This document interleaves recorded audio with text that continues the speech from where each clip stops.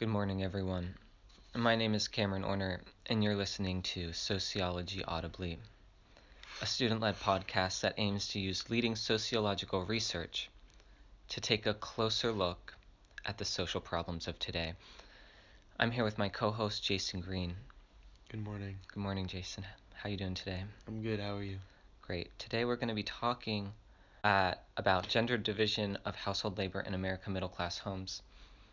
Now, I don't know about you, but when I was a kid, both of my parents worked, and I feel they shared the housework pretty well. And, Jason, you're not alone, because most households in the US today are actually dual income households. And research suggests that men contribute less than a third of the housework and fewer than 10% of them. And why are we talking about this today? What seems to be the problem? The problem is that even though moms and dads often both work and often both do some chores, there is research that shows women still do a bulk of the daily housework and childcare in a majority of the households. They also do more of the labor that isn't always considered work, such as caring for elderly parents, writing Christmas cards. This has been changing slowly over time, but women still bear the responsibility of the second shift. What is the second shift? The second shift is what sociologists are calling the work that needs to be done when people come home from their jobs. Things such as laundry, cooking, and childcare. And one study suggests that women participation in the second shift can translate into an extra month of 24-hour workdays every year. Really? Well, I had no idea. So what does this mean for the American household?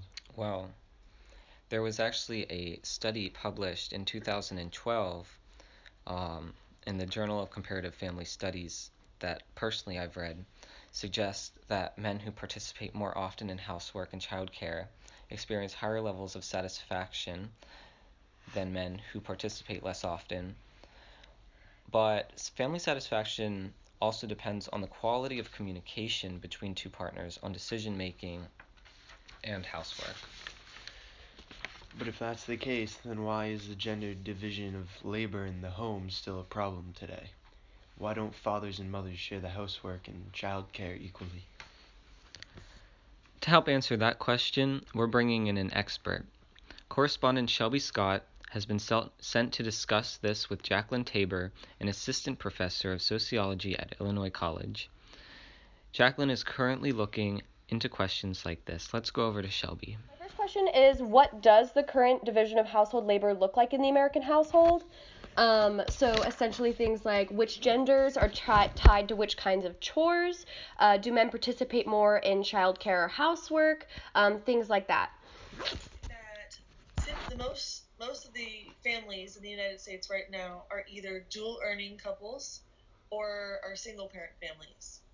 And it's interesting because a lot of our social institutions are really set up thinking that we have this like one person works and one person stays at home sort of arrangement. So it's kind of a structural problem that like the reason they have these issues of division of labor in the home is really about more than just what happens in the family. For instance, we have kids that go to school during the days, but not in the summers. The reason why is that it was set up at a time when kids worked on farms a lot. Mm-hmm. So now we don't have that, but we still have a structure where kids are off the whole summer. So then you have to find something for them to do. Similarly, banks have like normal business hours, which are like 9 to 5. But now that we have dual earner families, people are working 9 to 5. So who goes to the bank? So a lot of these problems there's like, the social construction of society. Like there's nothing inherent about these differences. It's all because of the way the family intersects with these other social. So if you want to know the patterns in the household, there are some gendered patterns. There are assumptions that like certain tasks are like women's tasks and certain tasks are men's tasks.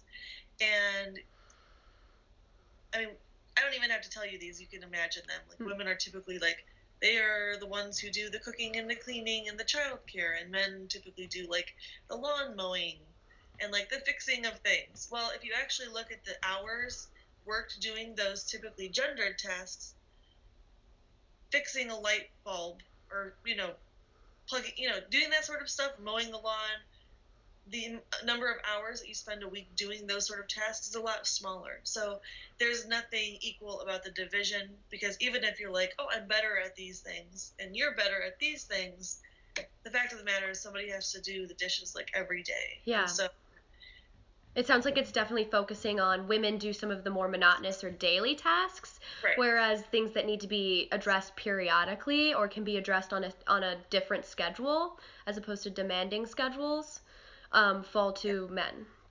Yeah, and that sort of stuff.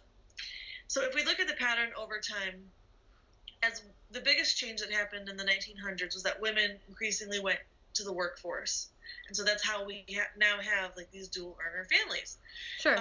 Problem was that men didn't simultaneously pick up a lot of the responsibilities at home. They continued working, but in a lot of ways they didn't take on the extra responsibilities of doing some of these typical chores. However, there's one way that men actually have picked up, and that is in taking care of kids.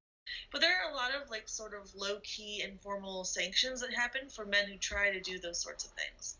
So one example is I am married to a man and I have 2 little kids, and we would go to a restaurant and he'd be like, I'm gonna change the diaper, and so he'd go to the men's room and there's no changing table. So then it's come out, bring the baby to me. I take the baby into the women's room, which has the changing table. Or he has to go into the women's room and then potentially get chewed out by a lady who's in, like all this stuff. So, like, there are these barriers that don't seem like a lot, but they start to add up. So the lack of access for men doing these sorts of things is one. We're pretty narrow in our society. Like, if you think about, like, when you're a kid, if you are a girl who does typically masculine things, you're called a tomboy. There's nothing necessarily bad about being a flip side. A boy acts in traditionally feminine ways, he's called a sissy. There's not really a good connotation to being called a sissy. Sure. So I think it has a lot to do with the way we construct masculinity in the society.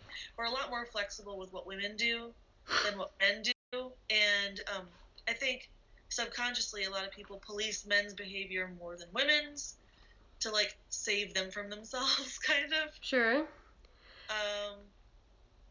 I think that's a big part of it. It seems almost as though the 20th century saw something where the idea of femininity changed very drastically, and we're waiting for ideas of masculinity almost to catch up to that change in a way. And it's happening. I mean, I see it happening around us. Like, certainly, people are calling out what we call toxic masculinity, and there's a lot more representation of alternatives, but it's incremental. After hearing that interview, how are you feeling? What are your thoughts on what she had to say? I think it makes a lot of sense. It sounds like the world hasn't caught up to women in the workplace, and we need to make more changes that allow men to take a bigger role in the second shift, like with the changing tables and the 9 to 5 workday Professor Tabor talked about. What else can we do, though? Well, actually, in one study that looked at Norwegian households following the introduction of paid paternity leave in 2002, it was found that total household wages increased in general, and the in-household wage gap decreased when men took paternity leave. So this could suggest that introducing paternity leave in the United States may help to bridge the inequalities at home that we've been discussing here and that we see. I see. That sounds like it could take a while, though. It could take a while, but it is also important to remember that the changes in social institutions, the things such as changing tables in men's restrooms and the paid paternity leave, it only happens when people's attitudes evolve. And big changes have been made in people's ideas of femininity since women began to enter the workforce in large numbers. And things have gotten a lot better since then, if you just look at your own parents, as you mentioned earlier. That's true. From what Professor Tabor had to say, it seems like people's ideas of masculinity and fatherhood need to catch up to those changes in ideas about women in order to make household labor more equitable. All right, folks, that's our show. Again, we are Sociology Audibly. Be sure to leave us a note in the comments to let us know what you think. Thank you.